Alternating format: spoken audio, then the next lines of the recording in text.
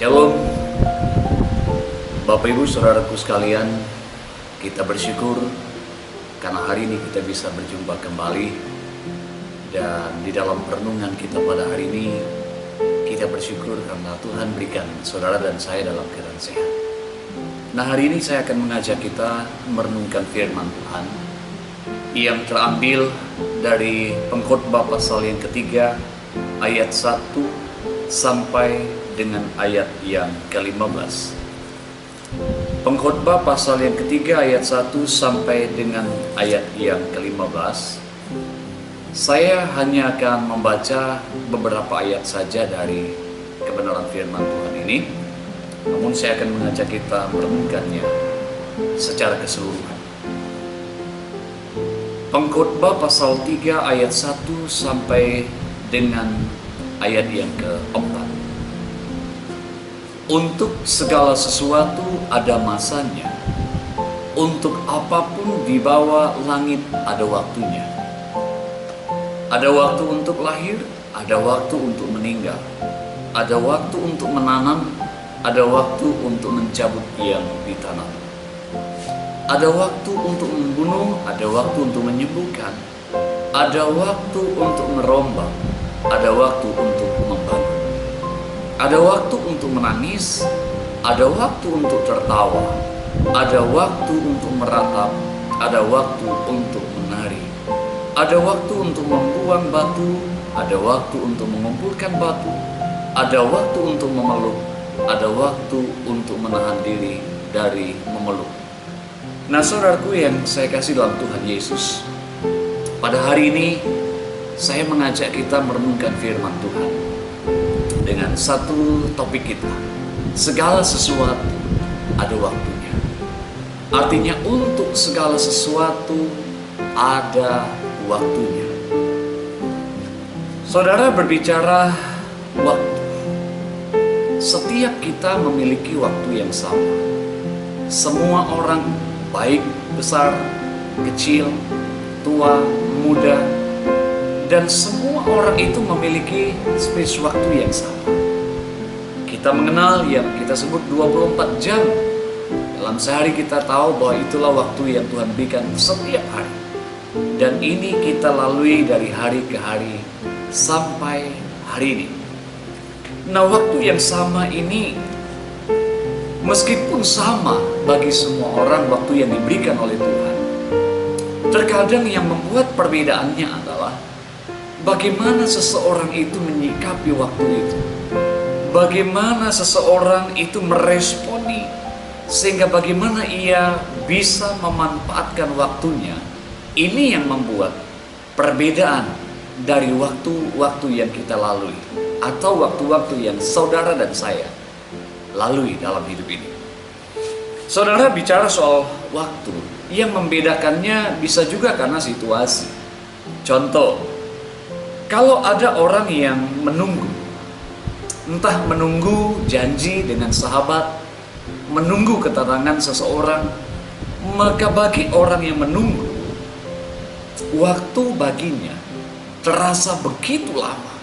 Waktu baginya terasa begitu panjang.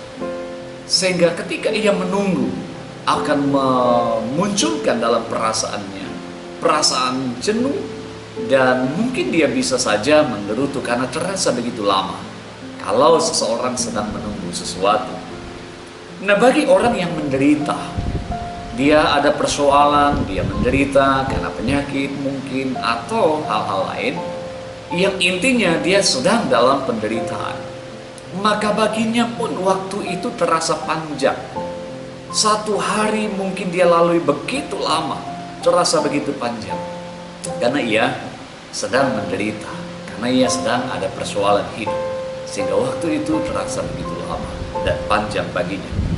Nah, tetapi bagi orang yang sibuk bekerja, orang yang penuh dengan aktivitas, orang yang senantiasa melakukan aktivitas keseharian dengan begitu sibuk, maka baginya waktu itu terasa begitu cepat berlalu. Pagi ia mulai beraktivitas, sebentar ketika ia sadar sudah sore dan waktunya berlalu begitu cepat atau begitu singkat baginya. Demikian juga bagi orang yang sedang bahagia. Orang yang sedang bahagia, maka waktu itu baginya juga begitu terasa singkat. Saudara melihat bagaimana seseorang ketika ia sedang dalam kebahagiaan, dalam sukacita, dalam tawa canda yang menyenangkan, maka saya percaya waktu bagi dia akan terasa begitu singkat. Dan mungkin dia akan berkata, kenapa waktu ini begitu cepat berlalu? Mengapa waktu ini begitu cepat untuk lewat dari dirinya yang sedang bahagia?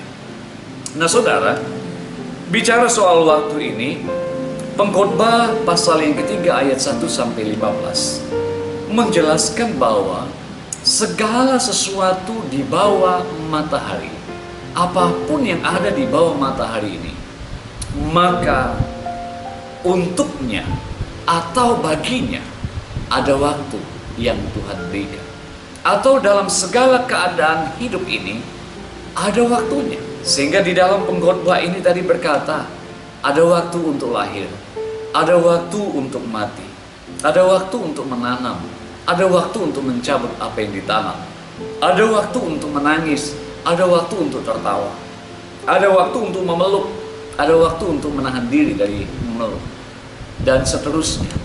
Nah saudaraku sekalian, di dalam pengkhotbah ini, pengkhotbah menjelaskan bahwa segala sesuatu yang ada di bawah matahari ini akan silih berganti akan terjadi. Akan bergantian waktu. Sekarang mungkin kita bisa lahir, ada saatnya nanti kita akan mati. Dan saatnya mungkin kita bisa saja menanam, nanti ada saatnya kita akan menuai. Atau saat ini kita sedang menangis, nanti ada saatnya akan tertawa. Atau sebaliknya, kalau saat ini saudara sedang tertawa, ada saatnya nanti akan menangis. Nah saudara sekalian, segala sesuatu ini terjadi dalam hidup ini silih berganti. Itu sebabnya kalau kita membaca dari kebenaran firman Tuhan, Tuhan mengajarkan kepada kita bahwa untuk senantiasa menggunakan waktu ini atau hari-hari ini, sebab akan tiba masa yang sukar bagi kita untuk melakukan segala sesuatu yang baik bagi Tuhan. Nah oleh karena itu saudara, ada beberapa hal yang hari ini yang akan saya ajak kita renungkan, supaya saudara dan saya menyikapi waktu ini dan tahu bahwa waktu ini ada waktu untuk silih berganti, akan muncul dan terjadi, akan kita jumpai dalam perjalanan hari-hari hidup kita. Yang pertama adalah, untuk segala sesuatu itu ada waktunya. Tuhan izinkan ini terjadi, pertama adalah sebagai sebuah proses kehidupan. Sebagai sebuah proses kehidupan. Orang sering berkata hidup ini bak roda. Kadang kita berputar ke atas dan juga bisa ke bawah dan seterusnya. Memang betul saudara, hidup ini tidak berjalan monoton. Hidup ini berjalan silih berganti. Hari ini saudara bisa saja tertawa, besok bisa menangis. Atau sebaliknya, hari ini saudara menangis, hari esok bisa saja tertawa. Nah untuk proses kehidupan ini, maka inilah sejarah hidup kita. Sejarah yang kita jalani, mau tidak mau hidup kita harus kita jalani. Tujuannya adalah pembentukan. Tuhan membentuk satu pribadi, supaya pribadi itu terus dibentuk menjadi pribadi yang kuat di dalam Tuhan. Jadi proses untuk segala sesuatu itu terjadi untuk sebuah pembentukan. Yang kedua adalah supaya kita melihat waktu itu begitu terbatas. Nah kalau kita melihat waktu kita terbatas, maka kita akan belajar untuk menghargai waktu kita, menghargai setiap waktu yang ada. Dan yang ketiga adalah waktu yang terus berganti dan segala sesuatu ada waktunya, supaya kita tahu bahwa waktu itu tidak pernah kembali. Kalau kita sudah lewat hari ini, maka yang hari ini tidak akan bisa kembali besok. Dan oleh karena itu saudara, Alkitab berkata, kalau kita menyikapi waktu yang terus berganti, kita harus berhikmat dan tahu bahwa kalau ada kesusahan hari ini, maka besok mungkin saja ada kesusahan. Oleh karena itu, cukuplah kesusahan hari ini, esok ada kesusahan lain. Atau kebahagiaanmu hari ini, cukup untuk hari ini. Karena besok mungkin ada kebahagiaan yang lain. Oleh karena itu, saya ingin mengajak saudaraku sekalian, milikilah hikmat.